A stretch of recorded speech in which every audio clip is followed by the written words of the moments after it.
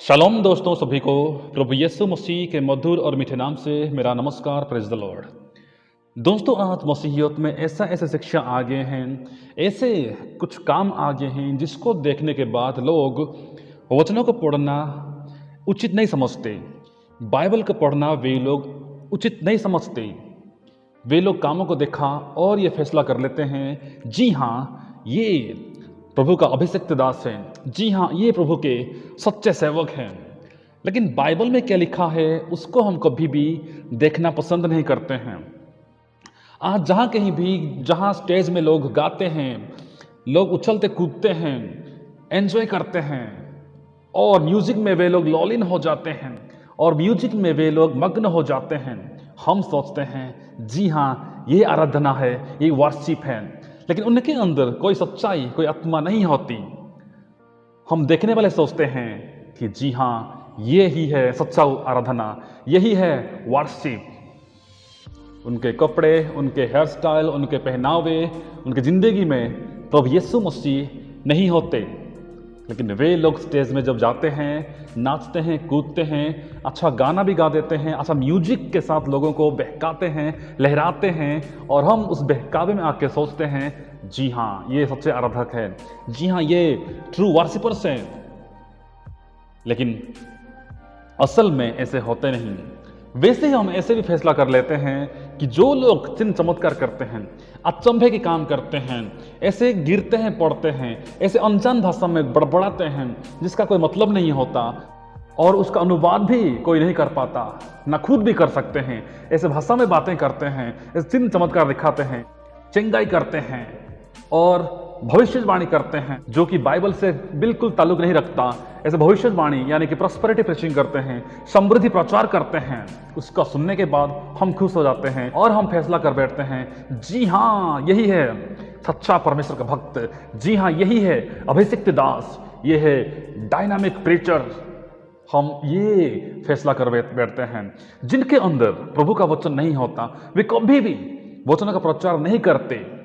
बस लोगों को सब कुछ कुशल है, सब कुछ अच्छा है, शांति है, ये है, बहुत बढ़िया है, सब कुछ ठीक होगा, हमें भरमाते हैं, हमें लालच दिखाते हैं और हम खुश हो जाते हैं। हमें भी चाहिए कि कोई हमें तारीफ करे, हमारी बढ़ाई करे, हमें खुशी की बात कहें, शांति की बात बताएं, हम खुश हो जाते हैं। लेकिन दोस्तों, वचन में क्या लिखा गया है, वचन हमें क्या बताता है, बाइबल हमें क्या बताती है, उनको कोई फर्क नहीं पड़ता। वे लोग लोगों को बहकाने में बिजी है, लोगों को ऐसे लालच दिखाने में बिजी है और हम भी उस बहकावे में आके उनको फॉलो करना शुरू कर देते हैं। दोस्तों, चलिए आज ऐसे वचन को पढ़ेंगे जहां पे ये लिखा गया कि लोग उस समय वचन को सुनने के लिए ढूंढेंगे, किसी को ढूंढेंगे, प्रचारकों को, कोई मुझे वचन सुनाए, कोई मुझे वचन सुनाए। लेकिन उस समय वचनों को सुनाने वाला कोई भी नहीं होगा। जो आज हम लोग वचन को सुनना पसंद नहीं करते, वचन को पढ़ना पसंद नहीं करते, बस चमत्कारों को देखा, बस ऐसे भविष्यवाणी करने वालों को देखा, बस ऐसे वर्शिप को देखा और हम खुश हो गए, हमने खुशी मनाई, उस समय वचनों के लिए तरसेंगे, वचनों के लिए मारे मारे फिरेंगे, वचनों के लिए इधर उधर ढूंढेंगे, लेकिन हमें वचन सुनाने वाले कोई ना होंगे। आमोस भविष्यद्वक्ता की किताब अध्याय 8, उस अध्याय से हम कुछ वचनों को पढ़ेंगे। अध्याय 8 वचन 3 में लिखा गया, परमेश्वर यहोवा की वाणी है, उस दिन राज मंदिर के गीत हाहाकार में बदल जाएंगे और शवों का बड़ा ढेर लगेगा और सब स्थानों में वे चुपचाप फेंक दिए जाएंगे। जी हाँ, जहाँ पे गाना गाते हैं, वर्शिप करते हैं, उस गानों का परमेश्वर, उस गीत में, उस गाने में हाहाकार मच जाएगा। वचन 10 में लिखा गया, मैं तुम्हारे पर्वों के उत्सव को दूर करके विलाप कराऊंगा और तुम्हारे सब गीतों को दूर करके विलाप के गीत गवाऊंगा। मैं तुम सबकी कटी में टाट बंधाऊंगा और तुम सबके सिरों को मुंडाऊंगा और ऐसा विलाप कराऊंगा जैसा एकलौते के लिए होता है और उसका अंत कठिन दुख के दिन का सा होगा। जी हाँ, जहाँ हम देखते हैं, जहाँ हम गाना गाते हैं, वर्शिप करते हैं, आराधना करते हैं, अगर सच्चे आत्मा में, सच्चे दिल से ना हो तो प्रभु परमेश्वर का वचन कहता है, परमेश्वर कहते हैं, गीत में हाहाकार लाऊंगा और गीतों को दूर करके बिलाप के गीत गवाऊंगा। हम कूदते हैं, हम नाचते हैं, हम उछलते हैं, लेकिन वचन कहता है कि मैं उस सब को दूर करके बिलाप के गीत गवाऊंगा। हाँ दोस्तों, इसलिए आज हमें देखना है, परखना भी है कि सच्चे आराधकों को देखना है। जहां पे अच्छा म्यूजिक बजता है, जहां पे इमोशनल सॉन्ग्स लगते हैं, अच्छा गाना बजता है, उसके अंदर कोई प्रभु की महिमा नहीं होती। वो हम अपने को दिखाने के लिए गाना गाते हैं, अपने को दिखाने के लिए गाना गाते हैं, वर्शिप करते हैं। प्रभु कहते हैं, बिलाप के गीत गवाऊंगा। तो आज हमें देखना है कि हम आराधना किस प्रकार से करते हैं। परमेश्वर यहोवा की ये वाणी है, देखो ऐसे दिन आते हैं जब मैं इस देश में महंगी करूंगा, उसमें ना तो अन्न की भूख और ना पानी की प्यास होगी, परंतु यहोवा के वचनों के सुनने ही की भूख प्यास होगी। ये देखिए, बहुत ही गंभीर वचन लिखा गया। परमेश्वर बहुत ही गंभीर बात कहते हैं। उस समय सब कुछ महंगे हो जाएंगे, सब कुछ महंगी होगी, लोग खाने के लिए तरसेंगे, लेकिन किस बात की, कौन सी भूख होगी, कौन सी खाने की अभाव होगी, कौन सी खाने की अकाल पड़ेगी, किसको खाने के लोग भूखे होंगे? ये शारीरिक खाना नहीं। जैसे यूहन्ना में लिखा गया, तुम नाशवान भोजन के लिए मेहनत क्यों करते हो, परंतु उस भोजन के लिए जो अनंत जीवन तक ठहरता है, जिसे मनुष्य का पुत्र तुम्हें देगा, क्योंकि पिता अर्थात परमेश्वर ने उसी पर छाप लगाई है। जी हाँ, उस भोजन के लिए हम मेहनत करना चाहिए, उस भोजन के लिए हमें परिश्रम करना चाहिए। लेकिन आज हम लोग शारीरिक अभिलाषाओं के पीछे भागते हैं, शारीरिक सुख विलास को हम लोग ढूंढते हैं। लेकिन वचन कहता है, उसके लिए क्यों मेहनत करते हो? लेकिन उसके लिए मेहनत करो, उस भोजन के लिए मेहनत करो, उस चीज के लिए मेहनत करो जो तुम्हें अनंत जीवन तक ले चलता है, अनंत जीवन देता है, उसके लिए मेहनत करो। हाँ दोस्तों, यहाँ पे लिखा गया, उस समय ऐसे भूखमरी पड़ेगी, ऐसे अकाल पड़ेगा, खाने पीने की नहीं। जी हाँ, ये जो भोजन वस्तु की नहीं, ये पानी के लिए नहीं। किस बात की भूख होगी, किस बात का अकाल पड़ेगा? लिखा गया, देखो ऐसे दिन आते हैं जब मैं इस देश में महंगी करूंगा। इस देश में मतलब ये ना समझे कि बस इस्राएल के लिए कहा गया है, नहीं, हम सबके लिए ये वचन लागू होता है, हम सबके लिए ये वचन है, हमारे लिए वचन लिखा गया है। ऐसे दिन आने वाले हैं, ऐसे समय आते हैं जब सब कुछ महंगे हो जाएंगे। और क्या होगा? जब मैं इस देश में महंगी करूंगा, उसमें ना तो अन्न की भूख और ना पानी की प्यास होगी। देखिए, भूखमरी पड़ेगी, अकाल पड़ेगा, लेकिन उस समय, उस दिन लोग इस शारीरिक भोजन के लिए नहीं तरसेंगे। किस लिए तरसेंगे? किस लिए तरसेंगे? फिर वो किसको खाने के लिए ढूंढेंगे? क्या पीने के लिए वे लोग ढूंढेंगे?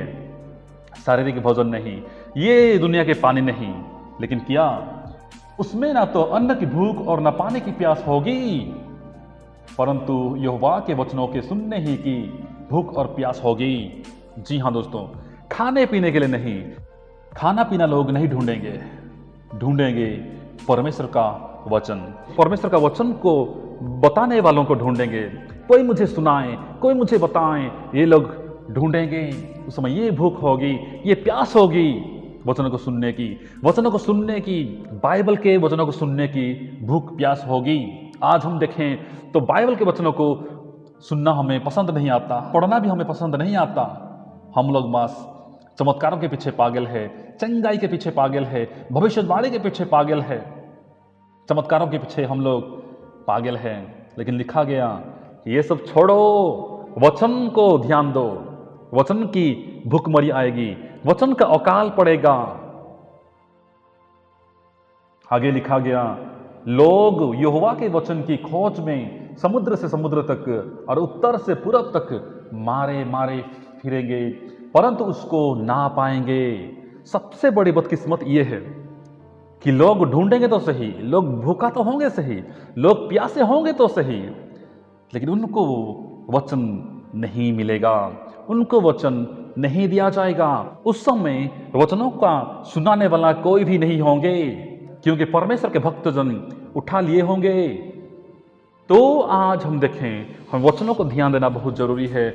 मारे मारे फिरेंगे लिखा गया, देखिए कितनी मुश्किल की बात है। मुझे चाहिए, मुझे वचन दो, मुझे वचन दो, किसी को मुझे वचन दो। उस समय मैं वचन को नहीं सुनता था, उस समय मैं वचनों को ध्यान नहीं देता था, उस समय मैं चमत्कार के पीछे भागता था, उस समय मैं इसके पीछे भागता था। वचन मुझे चाहिए, वचन के भूखे होंगे, वचन के प्यासे होंगे। लेकिन दोस्तों, बदकिस्मत ये है, अनफॉर्चुनेटली वे लोग वचन को नहीं पाएंगे, उनको वचन सुनाया नहीं जाएगा। तो आज हमारे पास मौका है कि हम वचनों को पढ़ें, वचनों को सुने। इस चमत्कारों के पीछे ना भागे। चमत्कार दिखाने वाले, भविष्यवाणी करने वाले, आशीष की बातें करने वाले के पीछे ना भागते हुए आज हम वचनों के पीछे भागे। वचन की गहराई को समझने की कोशिश करें, वचनों की गहराई को हम जानने की कोशिश करें, वचनों की गंभीर बातों को जानने और समझने की कोशिश करें, वचनों की गहराई को समझने की कोशिश करें। आगे लिखा गया, उस समय सुंदर कुमारियां और जवान पुरुष दोनों प्यास के मारे मूर्छा खाएंगे। जी हां, जवान पुरुष, सुंदर कुमारियां। आज हम देखें तो अपने आप को सुंदर बनाने के लिए हम क्या क्या नहीं करते, क्या कुछ नहीं करते। सुंदर कुमारियां लिखा गया है, सुंदर कुमारियां, वे लोग मूर्छा खाएंगे, प्यास के मारे मूर्छा खाएंगे। वचन को ढूंढते ढूंढते वे लोग थक जाएंगे, परेशान हो जाएंगे, निराश हताश हो जाएंगे और मूर्छा खाएंगे, क्योंकि उनको वचन नहीं दिया जाएगा, क्योंकि वे लोग वचनों को नहीं पाएंगे। और अंत ऐसा होगा कि वे लोग मूर्छा खाएंगे और वे लोग नहीं उठेंगे। आज हम अपने आप को सुंदर दिखाने के लिए कोशिश करते हैं, बहुत ही कोशिश करते हैं। अपने हेयर स्टाइल को, अपने पहनावे को, हमारे चेहरों को, हमारे बॉडीज को हम कितना सजाते हैं। लेकिन लिखा गया कि उस समय सुंदर कुमारियां और जवान, देखिए जवान पुरुष दोनों प्यास के मारे मूर्छा खाएंगे। क्यों? क्योंकि वे लोग वचनों को ध्यान नहीं देते। जहां पे अच्छा गाना गाते हैं जिसका मतलब भी नहीं होता, जिसके द्वारा परमेश्वर की महिमा नहीं होती, अच्छा बजता है, अच्छा म्यूजिक होता है, तो वहां हम लोग खींच के चले जाते हैं। जहां चमत्कार होते हैं, जहां कुछ अनहोना होता है, जहां कुछ अनोखा होता है, जहां कुछ ग्लैमर होता है, अट्रैक्शन होते हैं, वहां पे हम लोग खींच खांच के चले जाते हैं। जहां पे वचन नहीं होता है दोस्तों, तो बाइबल बताती है कि उस समय वे लोग समुद्र से समुद्र तक फिरेंगे, उत्तर से पूरब तक, इस दिशा से उस दिशा तक, इस दिशा से उस दिशा तक वे लोग फिरेंगे, जाएंगे, ढूंढेंगे। अफसोस की बात है, दुख की बात है, उनको वचन नहीं मिलेगा, उनको वचन नहीं मिलेगा। दोस्तों, आज भी हमारे सामने ये चुनौती है।